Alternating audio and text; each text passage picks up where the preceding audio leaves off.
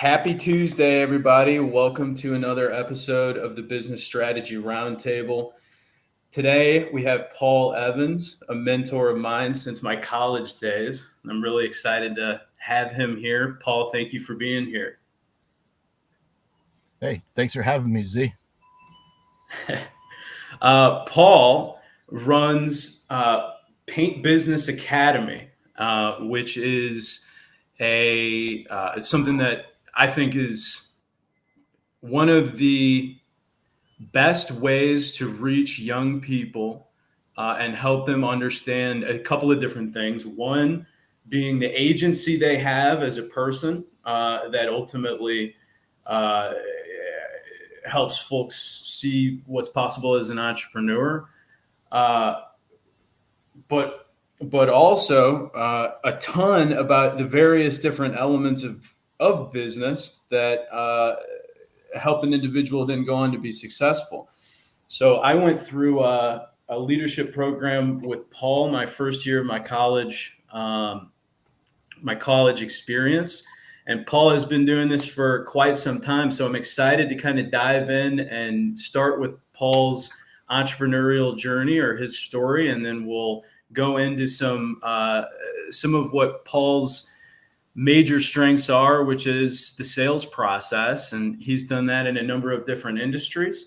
And I believe that we're going to be able to hash out some of what ultimately are strategies for sales that work in any industry and any circumstance, because sales is usually a personal thing. So, Paul, again, thanks for being here. Would you mind sharing a little bit about your entrepreneurial journey and how you got to where you are now? All right. Well, again, Z, thanks for having me, man, to come on here and to business. If we're going to go back to the beginning, we're going back to undergrad. It's a few years ago, but so my first summer of undergrad, my dad was in the banking business. He got me a job at the bank my first summer of undergrad. And when you work at a bank, they have this structured set training program. It's 16 weeks. And the first week, here's your module. And the second week, here's your module. The third week, here's your module. And, by Wednesday of the first week, I'd finished my module. And I wanted the next one. They're like, oh, no. You can't start the next module till next week. And I'm like, okay. So that was a little frustrating. And I've known from the beginning I didn't like having a boss, and that definitely reinforced that. So that fall, what did you not like about having a boss?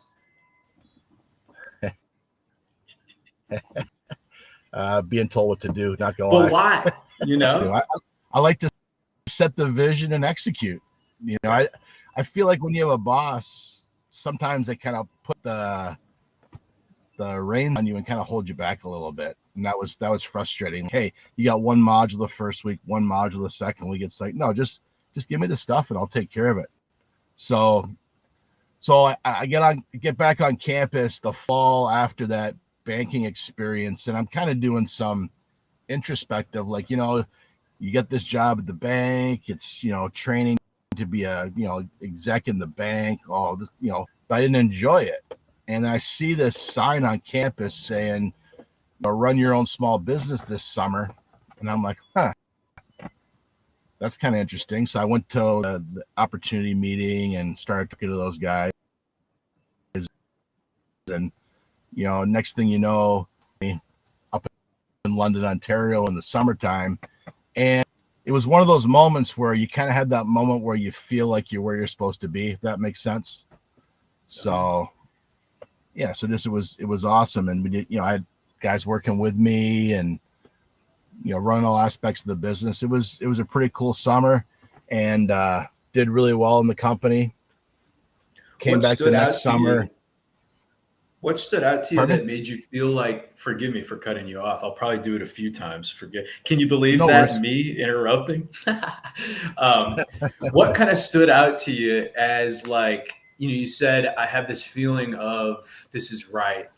What do you know where to attribute that feeling? Or like what made you feel like you were on your path, so to speak? Um, so Christmas break between Christmas break of sophomore year, we did a bunch of paint on the fraternity house, and myself and another guy were kind of spearheading it and running the guys on the job site there at the fraternity house and stuff. And it kind of felt like, you're in a management position, you're working with people. It just kind of felt like, maybe this is the way to go. And then that summer, having the multiple crews, I had a marketing team and I did the sales myself. And then I had 3 or 4 crews depending upon the time of the summer. It just felt like working with those guys, and some of them were brothers from fraternity. Some of them were guys that I'd networked to find that had painting experience.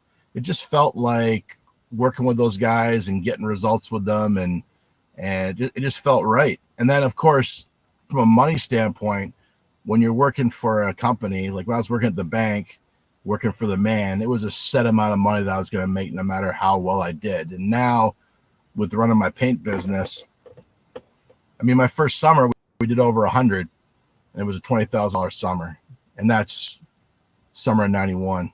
So I was paying for my own school at the time too. So that made a huge difference in my cash flow, being able to, pay for tuition with a check as opposed to some student loans and things like that. So it just felt like for the first time I was actually making the money that I thought I was capable of making, and working with people to get results. And plus, doing sales. I mean, I that was probably one of my favorite parts, is going to meet with homeowners, discussing what was wrong with their house, offering solutions, and then, picking up deposit checks, right? So yeah, it was a pretty awesome summer, man. Not gonna lie. It was worked real hard, had some fun too, but yeah, it was very, very, very cool experience. So you had that first summer. You definitely felt like you were on the path. Where from there? Right. So another summer, and then after that summer, the second summer I did better than the first summer. And at the time, the company was in California, and they were in pretty much all the provinces in Canada, but they weren't in the Midwest yet. So summer, they asked me if I'd be interested in opening up the Midwest. And Ohio State is one of the largest schools in the country, so that was going to be the initial spot to start. We'd run Ohio from there. Then we come up and do Michigan. That was to go down to Illinois and do Illinois also, which that never came to fruition because at a certain point in the process, I left and went on my own. But ended up doing Illinois, but just did it with myself. And I don't know if you remember, to work with me also, and he ran Illinois summers before I sold that division. I went down to Columbus, Ohio. That was 92. Bill Clinton was running for election at the time, running against Ross Perot. It was, and Ross was running it independently, which was kind of interesting. But a little before your time, Z, you were in Baghdad back then.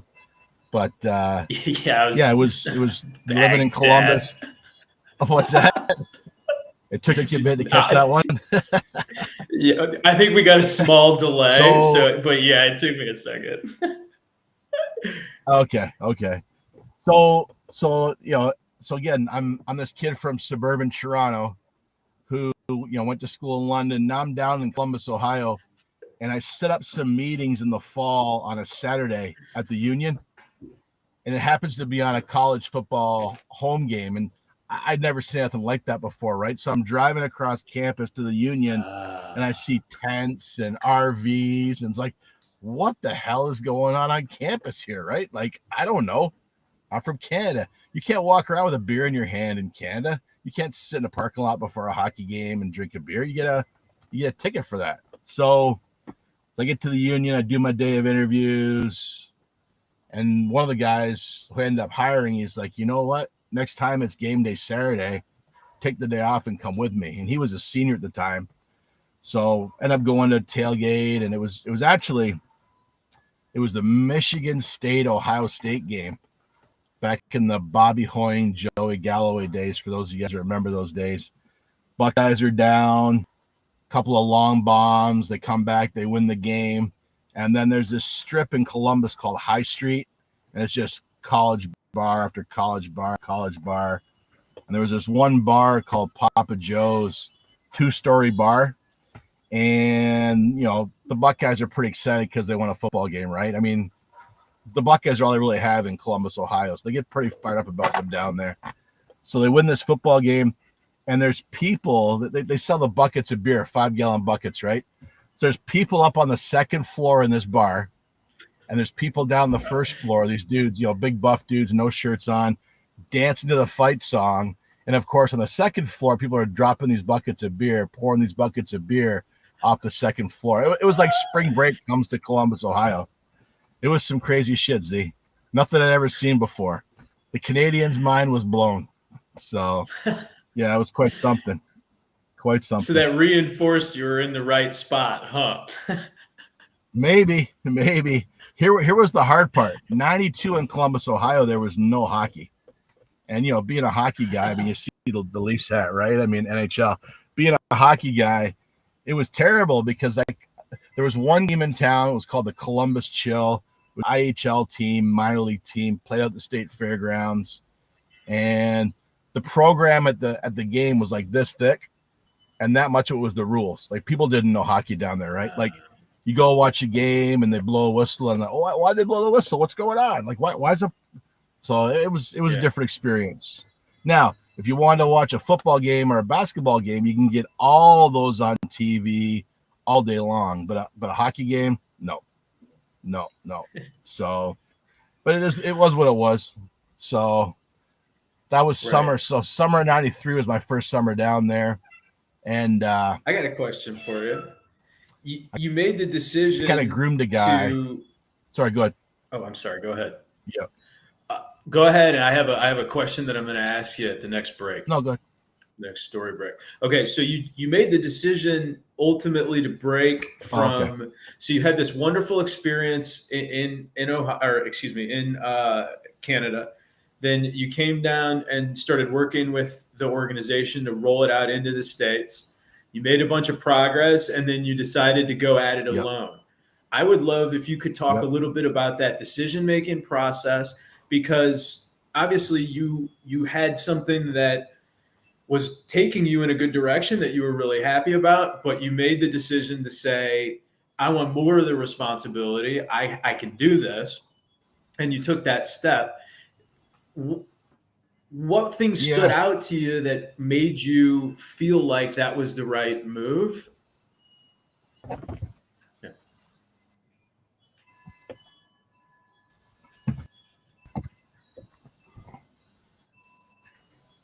Did I lose you?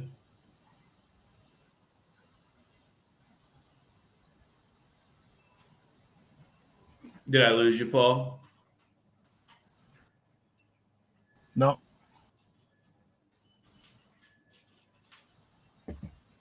So the deal we had was, my understanding of it was $2 million in revenue, equity part, and that's what I was interested in the most. Was, I'm going to build this company. I wanted to be a partner involved in the equity, things like that. Toronto, the company's based out of Toronto. I went back to Toronto for Christmas break, and after 2 summers, we were at $2 million in revenue, but it wasn't 5 years. So I went back to Christmas break, met with guys that own the company. There was 3 of them, and had the conversation. 2 summers, we've done $2 million in revenue. It's time to partner. And the response was it was $2 million and 5 years, not $2 million or 5 years. So they kind of changed it a little bit on me. And about that, so I let them know, you know what, I'm in town visiting the family here in Toronto for the next couple of days, and I'll go back to the States as a partner with you guys, or I'll go back to the States and I'll start my own gig, whichever you guys prefer, because working my butt off building this business, it was better to do 5 years and going to be out, which to do my own thing because I was enjoying what I'm doing. And it was pretty much my own thing because I was down there by myself and had my own autonomy. When they pulled that, I was like, you know what? Guess I'm going solo. And that's exciting, but it's also kind of scary too sometimes because you're used to getting that check every 2 weeks. And now you're not going to get that check every 2 weeks. But what I learned pretty quickly was the check's a whole lot bigger when it's coming from me and my company than when they're giving me a small piece of the pie. So now the game changer. So I did have a non-compete. So I had to operate in for the first summer because I couldn't operate in any of the states that I was working with them in. So I had to go back to Ontario for a minute. We hit it all guns blazing the next year and kind of built it back up from there. So it was a lot of fun. Still is a lot of fun. I mean, this is my 36th summer coming up. It's kind of crazy, right? But yeah, just love every minute of it. Doesn't feel like work, which is the cool. Right. Well, and a big part of your life is sports and coaching, right? And part of the reason that I'm so excited to have you on is because you have a great entrepreneurial journey, and it's really clearly like owning responsibility, seeing possibility, and taking action to achieve it. Like that's the journey of any successful person, whether it's in the IT world or in startups or in paint business or in food. Like that's the story. But then you have this piece of it that's about giving back and creating mutual value for people. And I was able to benefit from that as a younger man than I am now. And it's something that I hope to model and replicate in my world, in my business, as I continue forward and grow. Could you talk a little bit about how you went about incorporating the leadership and coaching elements into what was already a successful business for you? Because I mean, that's how you and I got connected, and I would say, you've been one of the better mentors over the course of especially my adult life.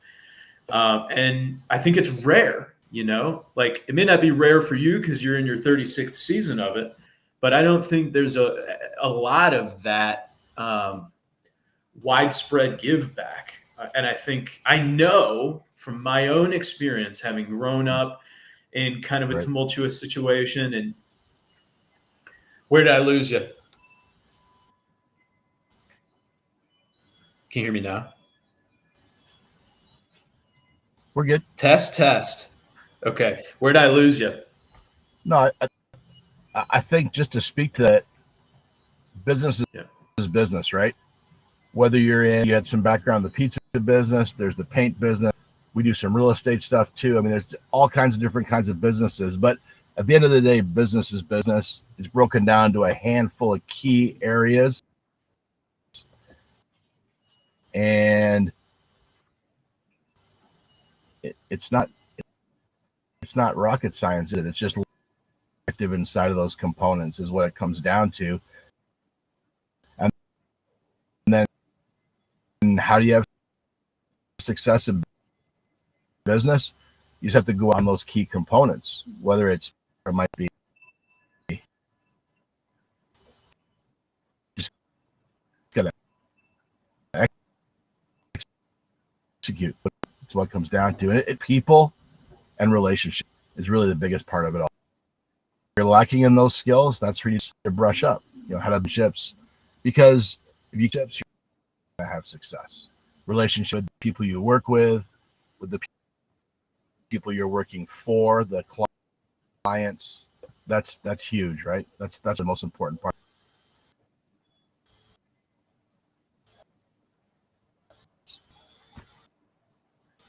Awesome. Would you talk a little bit about how we're having some connectivity issues, but we're having a great conversation, and it's going to be what it is. Can you hear me all right? Yeah.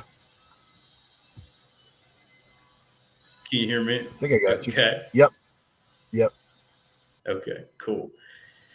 Thank you for that. Could you talk a little bit about the leadership and coaching element of your business? Because I think that that give back and that relationship oriented piece of how you approach things is not as common as maybe it should be.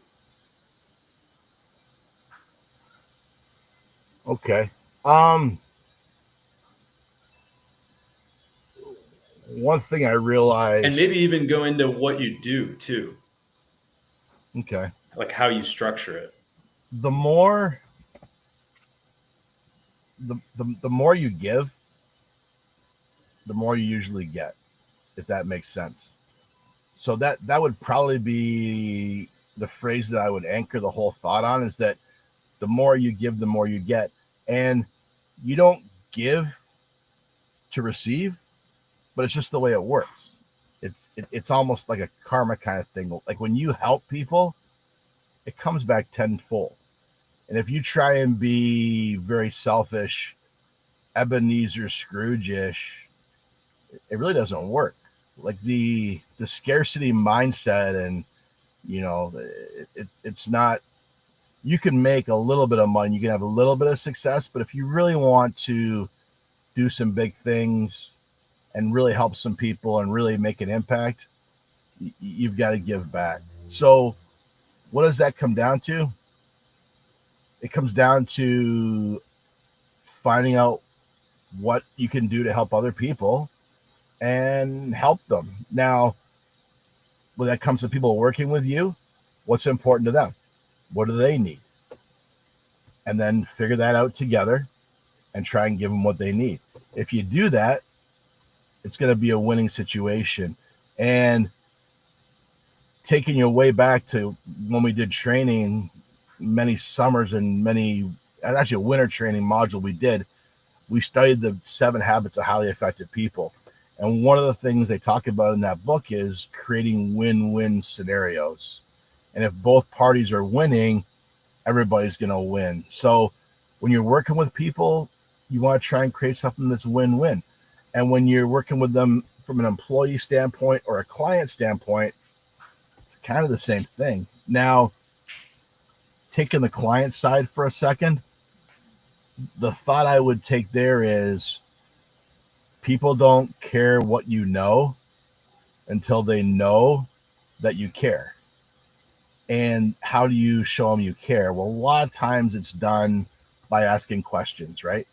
And trying to find out what's important to them, what do they want to have done, and then to illustrate your experience or your answers to the situation, you really don't want to go off on a little monologue spewing features and benefits. What you really want to do is ask questions to get the response you're looking for, to give the answer, if that makes sense. Now, I know that's a little deep for this quick podcast we're doing today, but the technique is called reversing. And the thought is, if I want to say to you, Z, your shirt's black, I want you to tell me your shirt's black and it's pretty cool. I'd ask you, Z, what color is your shirt, man? What's that logo on there? Like I'm just going really small, high-end overview here for a second, but you ask a question to give the answer that you would want to tell them. So that's the thought behind it. It's called reversing. Not easy to do at first, but when you work on it over time, it just becomes the way you have conversations. Spouses, sometimes they don't like it all the time, but that's okay. That's a story for another day.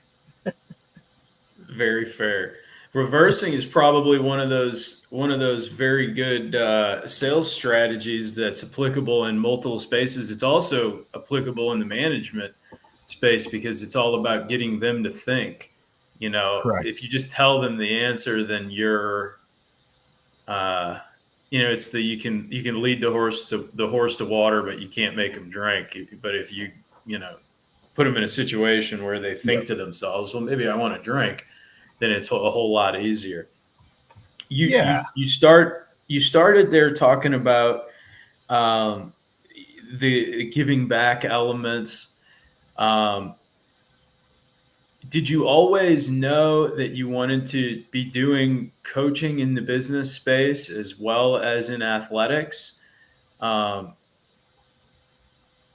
So when I went to Western to go to college, my goal was to get into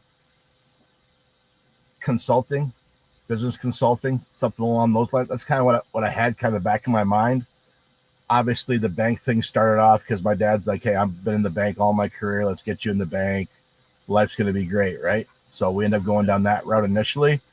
But then when this opportunity came to fruition, you're taking 10, 15, peak years, 50 or 60 college students who've never ran a business before, had never met you before Labor Day weekend. They meet you in the fall. You put them through some training at Christmas time. And by the time the summer's over, they've had a half dozen employees. They've managed 20 projects, sold those projects, found those projects, ran the numbers, made 8, 10, 12 grand. Yeah, that This is what I'm trying to get you to talk more about. This is the thing that I'm so stoked. That's what I was trying to use reversing to get you to talk more about this. The way that your business is set up, Paul, is very unique. And what I'm saying is you've been doing it for 36 years, so it feels old hat to you. totally But old hat to me. Yeah. totally old hat to you. But brother, they Uh-huh. don't do it like how you do it. So break it open for people and help them understand how you create this win-win with Paint Business Well, Academy. Because it was so life-changing for me as a 19-year-old. so Really, I and wouldn't say that shit if I didn't mean it, man. I've said it 100 nah, times. I appreciate you saying that, man, but it takes two. It takes two. And there's a lot of guys that came to your first meeting, and there's a lot of guys that came to the first training you were at, and not everybody made it to the finish line. So it takes a certain kind of individual to run a small business. There was a time when I would go on campus and say the top 10% of the college population could do this in the summer. Um, it hurts me to say it, but it's probably down to 1 to 5% now, depending on what campus you go on, because a lot of kids just don't want to do this kind of stuff anymore. They don't want to be entrepreneurs and take the risk and go out there and work. But on a positive note, there's been a handful of guys like yourself that have come through the program over the last 30 something summers, and a lot of them got on to do some crazy things. Probably one of the most successful guys I've worked with. When he came to me, he was a sophomore in college. He already had his own valet business. He was already parking cars at a buddy of mine's restaurant. And when he came to me, he asked me, he said, if I come into your business and I do this with you for a summer, will you then coach me afterwards on my company? I said, 100%, let's do it. So he came in, he learned all the principles we talked about earlier. There's principles to running a business. He then took those principles. We sat down, did a business plan. The goal initially was to get from $100,000 in revenue parking cars to $1 million over the next 5 years. We did that. And again, I was in his business as a coach or a consultant. And for me, that was a relationship that was based on, just a great guy helping him run his business. But at the same time, my compensation for it was tied to growth and revenue going up. So it was a win-win. We both win as we grew together. So we got to $1 million. And then we started looking at what areas of the market were the biggest areas to really exploit. And you could have 10 to 20 guys at a hospital doing parking. Like U of M's hospital is one of the biggest accounts in the state of Michigan. So So we made a list of 10 different hospitals that we could potentially go after. And over the next 5 years, we ended up getting 9 of the 10. The only one we didn't get was U of M Hospital. It was the guys that had it were based out of Florida, and they were just doing a nice job, and we couldn't get our hands on that one. But the other ones, we picked them all up. And this is a guy who started in the college painting business with us, learned the principles.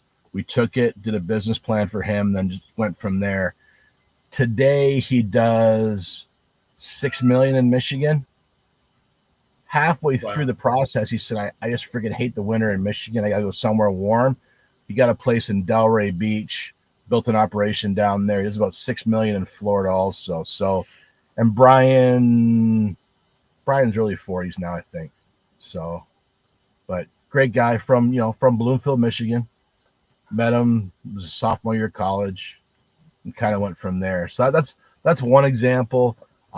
There's a handful of other guys like Tom Thompson. He's down in Columbus, Ohio. He was the guy that I trained to take over for me when I left Ohio to go to Michigan. And after he left the company, when he finished school, he worked for a commercial company that did office furniture for a while. Then he wanted to get back and have his own business. He started a cleaning company. And, same thing. We picked it up again, and we started talking about, sales funnels, workflow stuff, hiring stuff, and just, helped him, coached him up too. So I don't limit my business coaching to the paint business. That's kind of the model we use with young college students because it's so simple. I mean, there's so many houses that need the outside painted. It's an easy process. And we can train college students how to paint in a couple of days. So, well, and how to run how quickly you were able to use. Now, obviously, you made the point of there's a range of people that are able to do this type of thing, and it requires effort and behavior. But how quickly you were able to help me and other members of the cohort have such a clear idea of what was possible with your own effort in business. I think it's something that's really lost today in a lot of circumstances because so many of young people these days are growing up kind of in the box of technology and media and marketing. And I think a lot of that, you see all these big companies, you see all these major operations, and if you've never seen what it looks like to do the basics on a full circle, to kind of, this is what it takes to run a business, it could be really like, no, it's not possible. But using a paint business, you were able to show me and the cohort and many cohorts, this is what's possible through entrepreneurship. I think it's a tremendous thing. How many people do you think you've mentored on the student side or the young, youth side, young person side, from a business standpoint? We need more people doing what you're doing is kind of what I'm trying to say. It's there's been a few. It's been a good run. Right. So to address one of the things you talked about, we use this when we're coaching hockey and we use it in coaching business, is that you have to be able to help people. The term I heard someone say for it back in the day was slay the dragon. Like you have to be able to help them hook back into past times in their life where they've had success and slayed the dragon, like faced adversity, faced challenges. And it was hard. It was difficult. Someone may have thought for maybe a second about just not doing it anymore, giving up, cashing it in, going back to work for somebody or doing something crazy like that. But then it's like, hang on, you pick up your skirt, you grab your man berries and you go, okay, I'm going to dig in. I'm going to make this happen. And you do it, right? Like some of my high performing guys, when I was coaching hockey at Michigan State D3, we had a really good run. We went to the national tournament. Some of these guys couldn't believe we could do it. We got there. You're playing in the national tournament. They're clutching the stick pretty hard sometimes. They're nervous. It's like playing in the March Madness for basketball and hockey. It's a big stage. And now they're nervous. 18, 19, 20, 21, 22-year-old kids. You got to calm them down and say, hey, it's just another game. Remember last time when you did A, B, and C, what happened? They tell you, again, it's a reverse, right? They tell you this is what happened, blah, blah, blah, blah, blah, blah. You reverse them. Now they're starting to feel better about themselves. And you ask them for more of that behavior. Hey, let's go out and do that again. Now, that kind of framing of leading people can be done in sports, business, anything. It's just, Right. Again, it's reversing. It's getting inside their head a little bit, helping them feel good about themselves again. Because one of the things we talk about a lot in business is people that feel good about themselves produce good results. And people that are nervous, scared, intimidated, it's not going to go as well as it could. So as a leader, you've got to help people feel good about themselves. And that's a huge part of it, right? Absolutely it is. Absolutely it is. Now we're going to transition into the topic of the day, and I Okay. want to use what you just said to kind of do that, and I'm going to ask you a question. So Okay. we've talked a lot about how, whether it be your leadership styles or your sales practices, or how you go about doing hiring, it can be applied in a lot of different industries, and you've mentored people in multiple different industries. I think sales is one of those things, requires depth of knowledge in different industries to be good at the sales. For instance, if I don't know what a house needs to be painted, and I go try to sell somebody a paint job, they're going to laugh me out of the room more than likely. Same thing is true in the other spaces. You mentioned Correct. in the very beginning that the sales part, the relationship part in your first summer was something that you really enjoyed. Mm-hmm. Did you always know that sales was something that you had that was a strength, or did you kind of learn that it was a strength as you progressed through entrepreneurship? Because it doesn't seem obvious that you had formalized sales training, but you very obviously had a lot of success and felt very comfortable doing it. So I would love if you'd talk a little bit about like the beginning of your relationship with sales, and then how you got to now where you're so comfortable with it that you can coach in different industries. And then we'll kind of talk about some of the tactics. Okay. So going way, way, way, way back, the very first summer I went to, student painter seminar, the sales process they taught was called need satisfaction sales. And what we do now is the same to a certain degree, but there's a little bit of a hybrid that we've built onto it now for today's day and age. But where need satisfaction sales came from, Xerox initially had the patent on photocopying, and a patent's only good for 7 years. So 5 years into the process, Xerox figured it out. You know what? We better get a killer sales team going, because all these companies are going to be coming into the market at the 7-year mark. We want to retain some market share. So there's a consulting company called the Huthwaite Group, and they commissioned the Huthwaite Group, and the Huthwaite Group went out and talked to, I want to say it was 1,000 sales professionals, folks making 6 figures selling, and broke down their process. What are they doing? How are they doing it? And they came to the realization that it was all about relational need satisfaction selling. And there's a process you go through in need satisfaction selling, identifying the need, developing the need, showing the solutions. Back in the day, they would talk about summarizing the benefits. Now we've kind of changed that to more reversing.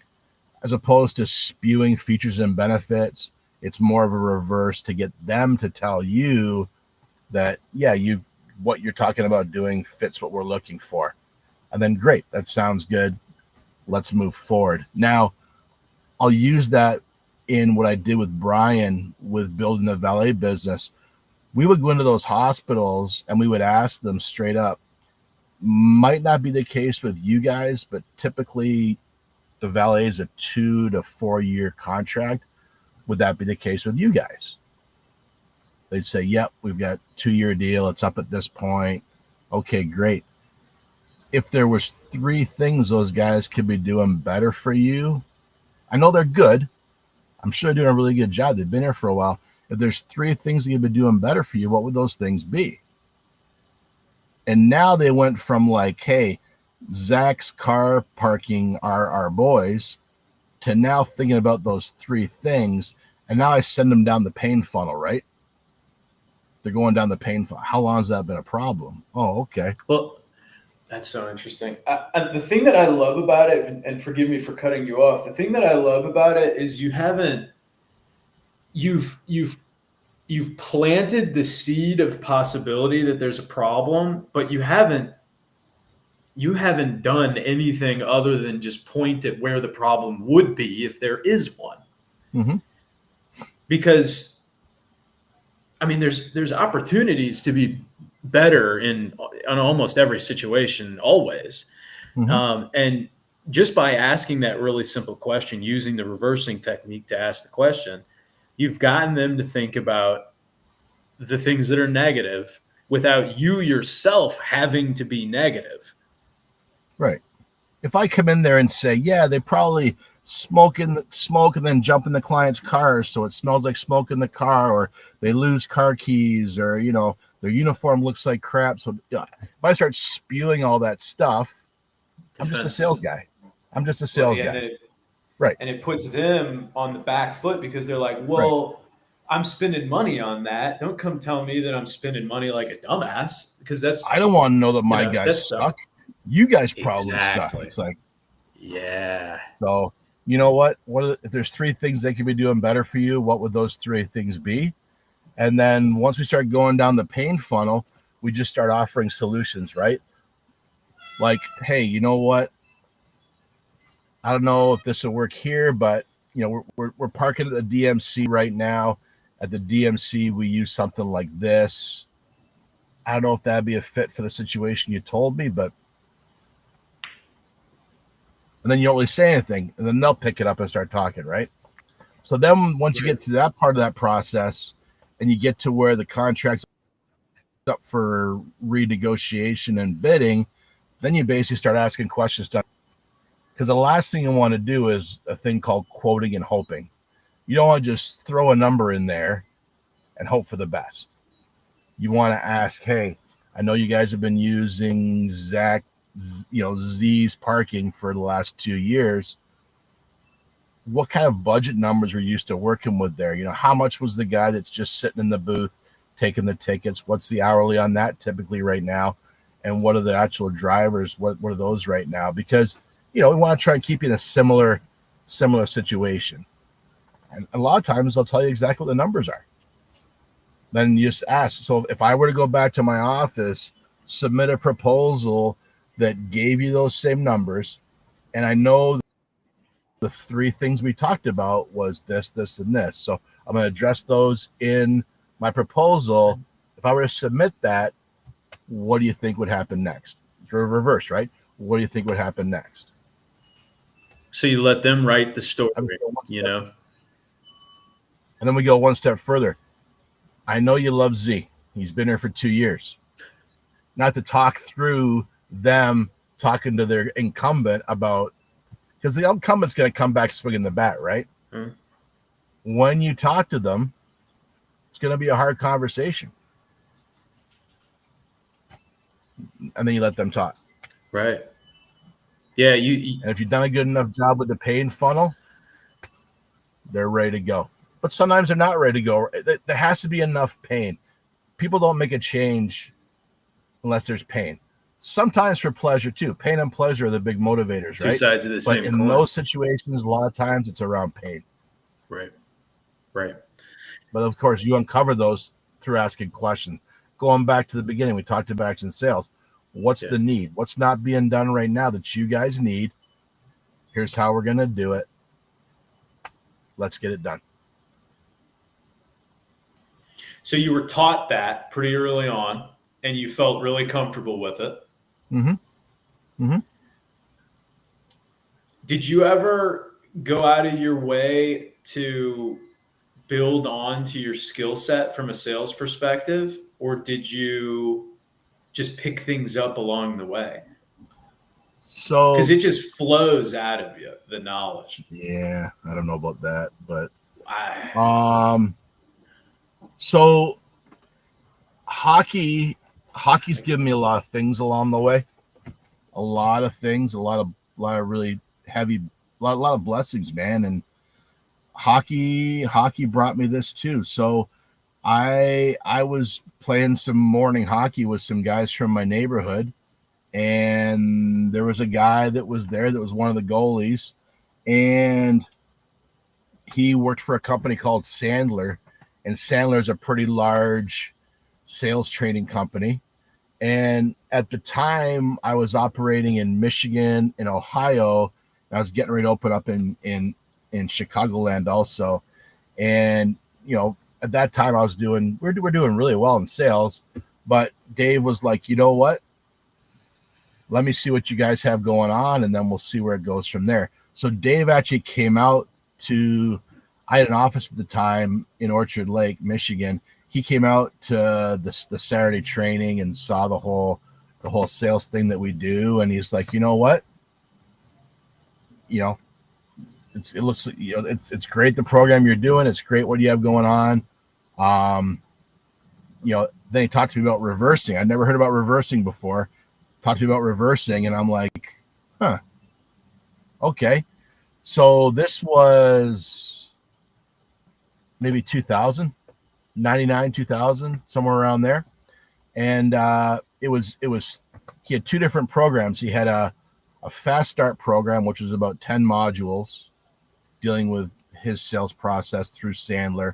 And there's also a president's club where you could basically go, there's some sales training stuff, some sales management training stuff also, not just sales. So I'm like, you know what? It was $3,000 for fast start, $6,000 president's club. At the time, I was doing, low seven figures in business. It was going pretty good. So I'm like, you know what? I'm going to invest in this, right? It's something new. It's probably something I can learn from that will help me get better, even better. And I was just starting to really help Brian with those hospitals at the same time. So it's like, you know what? Let's do it. So I did that, went through all the modules.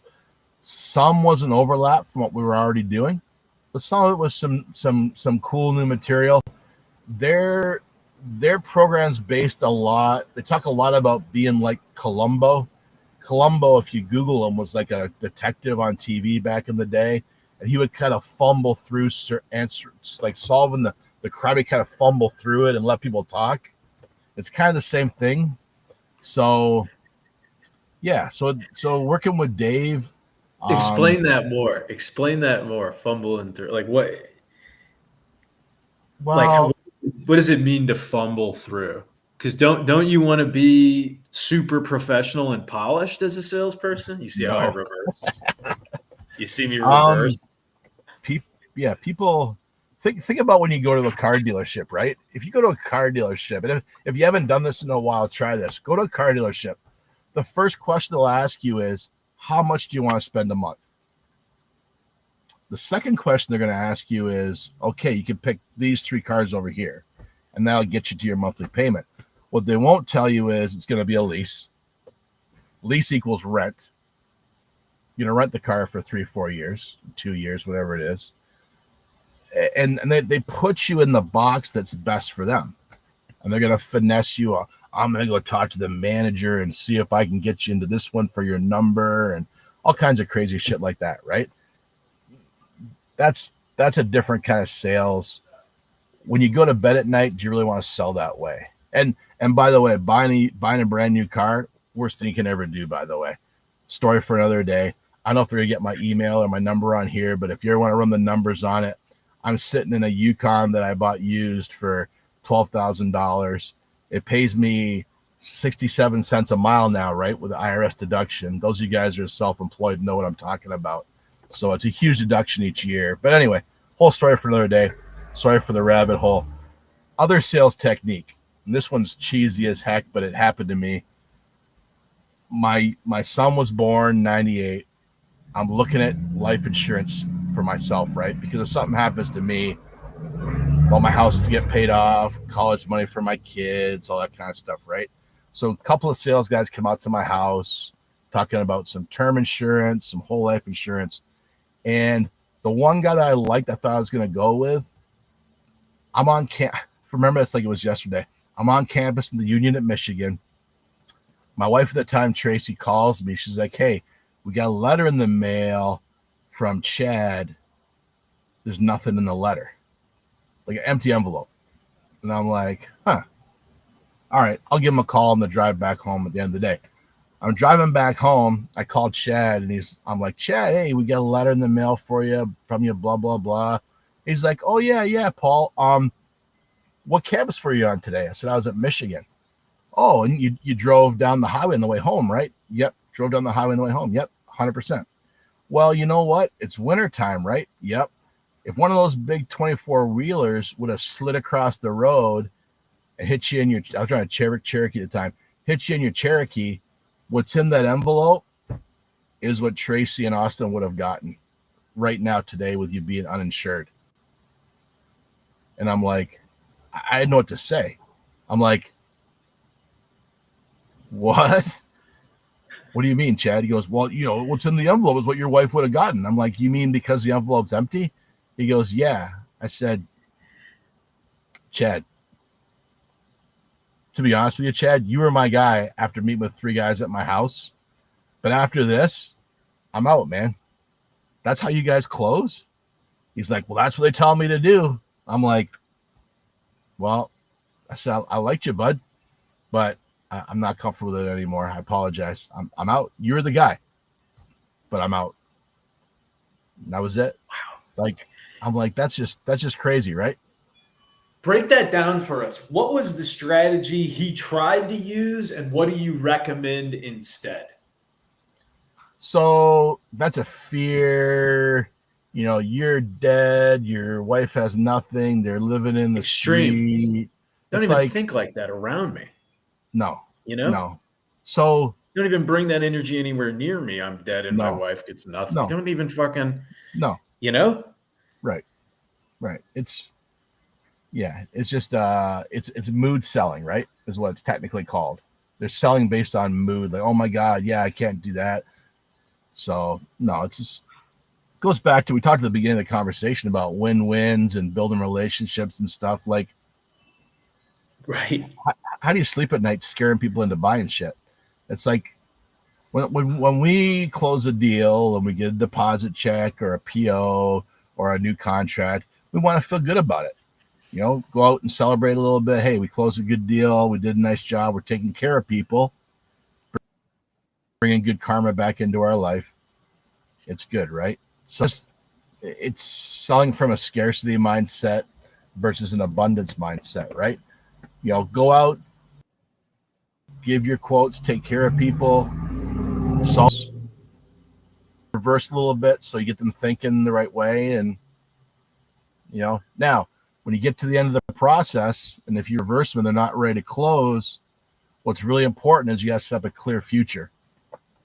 What's a clear future? Well, you ask them, and if I was working with you, Zach, I'd say, Zach, is there anything holding you back from moving forward?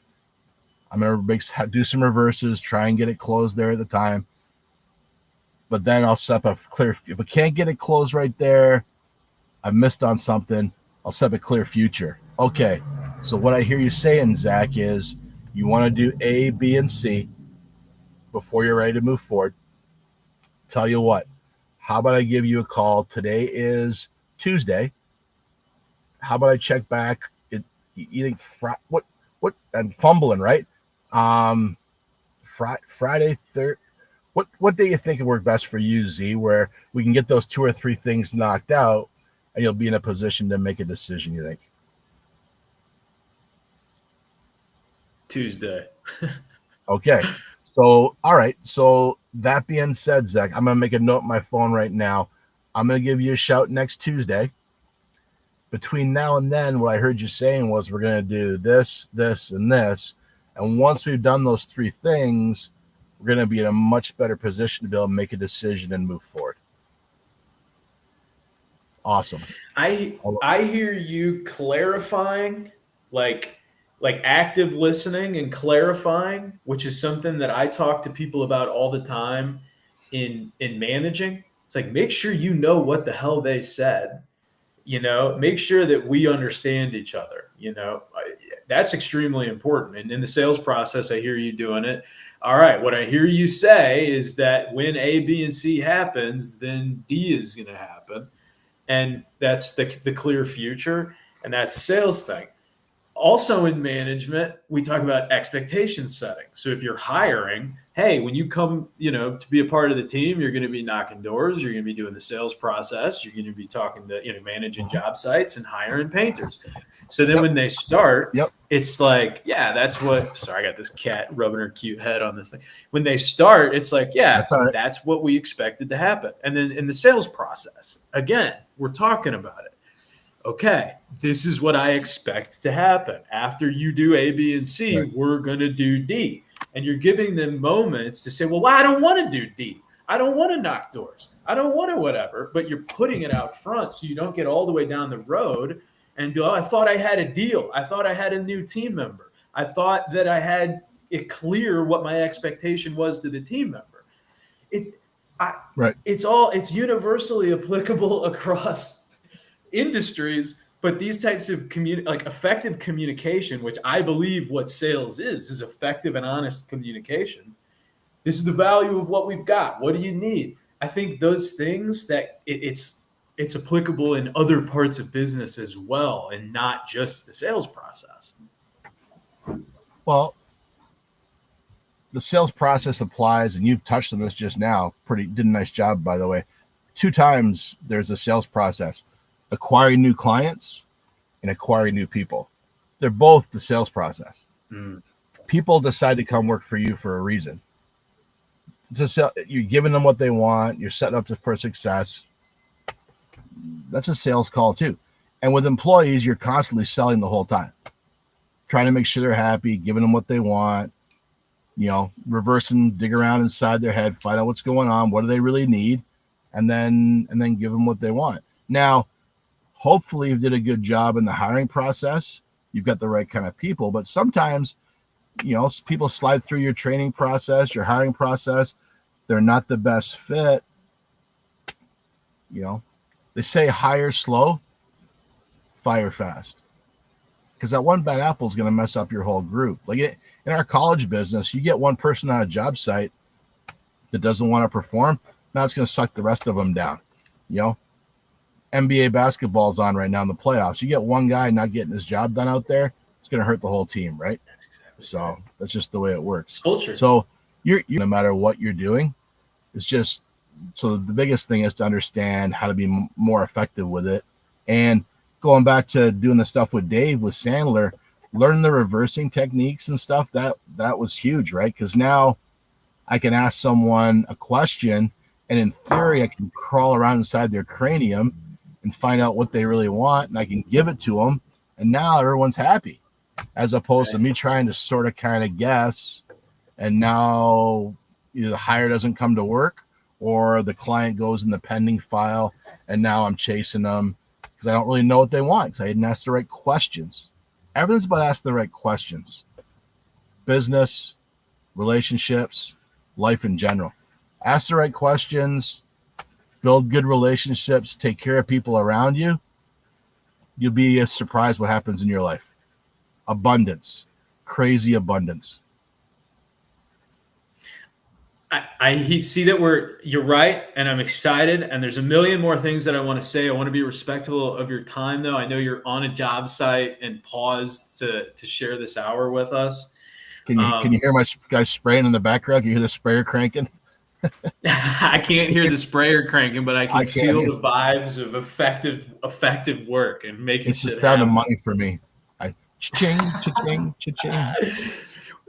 I want to ask you one last question, even though we're kind of over time, if you don't mind.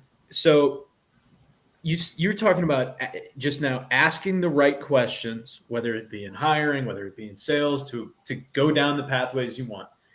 I think for many people, asking questions can be scary or challenging. I know when I was younger, I used to be afraid of either putting somebody off or making somebody uncomfortable or being too aggressive in the sales process or being too aggressive, whatever. I don't asking the right question.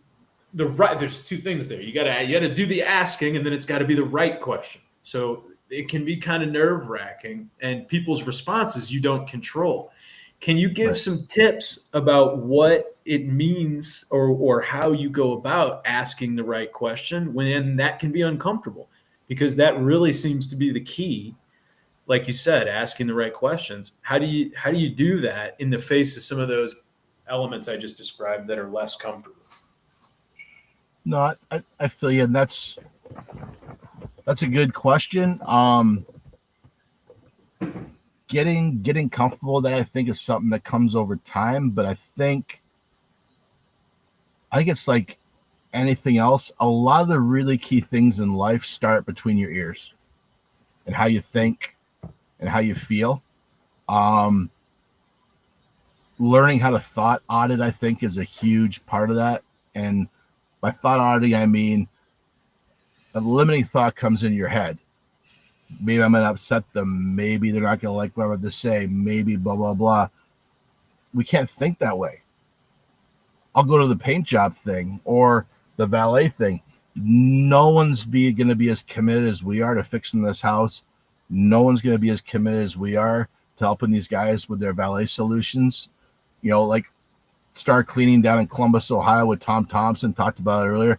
No one's going to take care of those people the way he does.